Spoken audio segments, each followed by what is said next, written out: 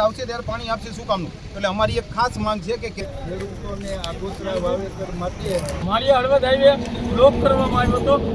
નવા દેવળિયા નજીક ખેડૂતોએ સાથે કોંગ્રેસના જે કંઈ આગેવાનો છે એ ખેડૂતોને સિંચાઈ માટે પાણી આપવાની માંગ સાથે 24D નંબરની જે કેનાલ છે બ્રાહ્મણી 2 હેઠળથી પસાર થાય છે તેમાં ઉતરીને વિરોધ નોંધાયો અને તેની સાથે ખેડૂતોએ હાઈવે ચક્કાજામ પણ કર્યો।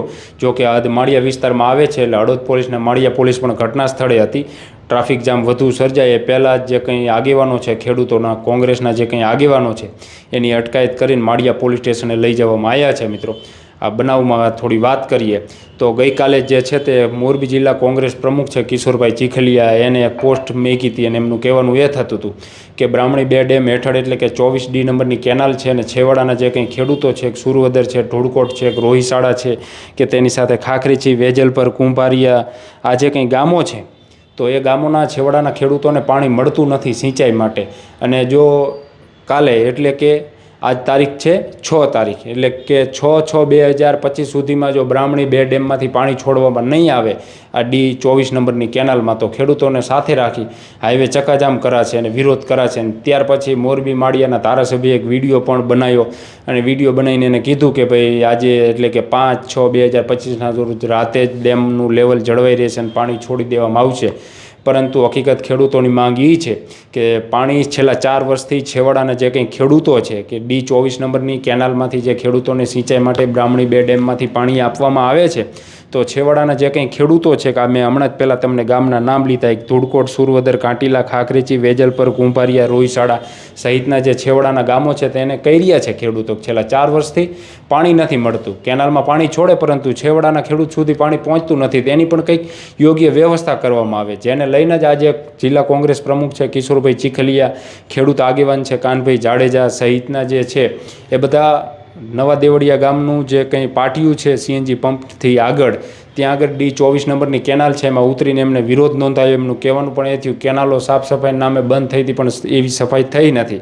કેનાલોમાં પાણી છોડ્યું છે તો છેવાડાના ખેડૂત સુધી પાણી પહોંચતું નથી એમ સહિતની માંગ સાથે અમદાવાદ માળિયા જે હાઈવે છે એ હાઈવે બ્લોક કરવામાં આવ્યો હતો। જો કે પોલીસ પણ ઘટના સ્થળે જ હતી એટલે પોલીસે તાત્કાલિક કોંગ્રેસના આગેવાનોને ખેડૂતોની એની અટકાયત કરી અને માળિયા પોલીસ સ્ટેશને લઈ જવામાં આવ્યા છે। એક જાણકારી મળી રહી છે કે 10 થી 12 જેટલા જે કંઈ ખેડૂતો છે કે કોંગ્રેસના જે આગેવાનો છે એની પોલીસ દ્વારા અટકાયત કરવામાં આવી છે અને હાલ અત્યારે માળિયા મિયાણા પોલીસ સ્ટેશને લઈ જવામાં આવ્યા કઈ રીતે વાવે?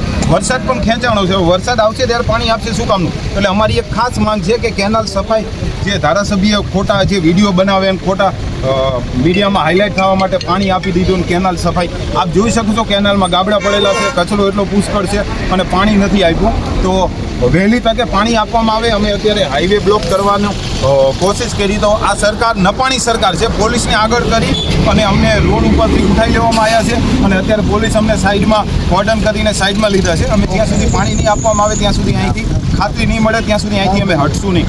ગોપાલ દોડાલા, હળવદ ધાંગધ્રા યુથ કોંગ્રેસ પ્રમુખ। જય જવાન।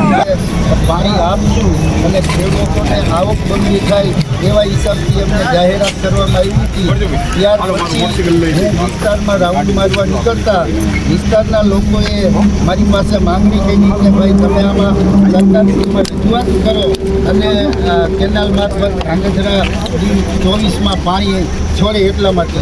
એટલે અમે જિલ્લા કોંગ્રેસ કાર્યાલયથી એક લેટર લખ્યો કાર્યપાલક ઇજનેરને કે ભાઈ આટલા દિવસની અંદર તમે પાણી છોડજો, જો પાણી છોડવાનું નહીં આવે તો હું હળવદ ધાંગધ્રા હાઈવે બ્લોક કરીશ એવી મેં અલ્ટિમેટમ આપી। આજે તમને આજે અમે અહીંયા આગળ હાઈવે ઉપર આવ્યા છીએ અને રસ્તો બંધ કરવા માટે થઈને બેઠા છીએ અને પોલીસ અમારી ધરપકડ કરે જ્યાં સુધી અમને પાણી પુરવઠા સિંચાઈ વિભાગમાંથી ખાતરી નહીં મળે ત્યાં સુધી અમે અહીંયાથી જવાના નથી। અત્યારે માળિયા હળવદ હાઈવે બ્લોક કરવામાં આવ્યો હતો જ્યાં સુધી આ કેનાલમાં પાણી નહીં ત્યાં સુધી અમે આ ખેડૂતોને સાથે રાખીને લડત આપવાના છીએ। અત્યારે તમે જોઈ શકો છો ત્યારે 4 મિનિટ ત્યાં રિપેરિંગના નામે સફાઈના નામે છે તમારે નજર અમે જોયું કે કેનાલમાં જે રિપેરિંગ પણ કરવામાં નથી અને સફાઈ પણ કરવામાં નથી। આટલા દિવસ શા માટે કેનાલ પર ખેડૂતોને વારી ખેલા પર ધારાસભ્ય વિડીયો બનાવીને કે તમને 15 તારીખે પાણી આપશું, 30 તારીખે આપશું, જ્યારે કોંગ્રેસ અલ્ટિમેટમ તે પછી કેમ રાતે પાણી છોડવાય? રાતે તેમાં પાણી છોડવામાં તો ખેડૂતો ભેગા ન થઈ શકે. આજની તારીખમાં બધા ખેડૂતો ખેતર વહી ગયા કે અમને પાણી આવશે, પણ પાણી હજી આવી શકવાનું નથી. હજી કાંઈ આમાં અમને હુંકતું નથી પાણી આવે એવું.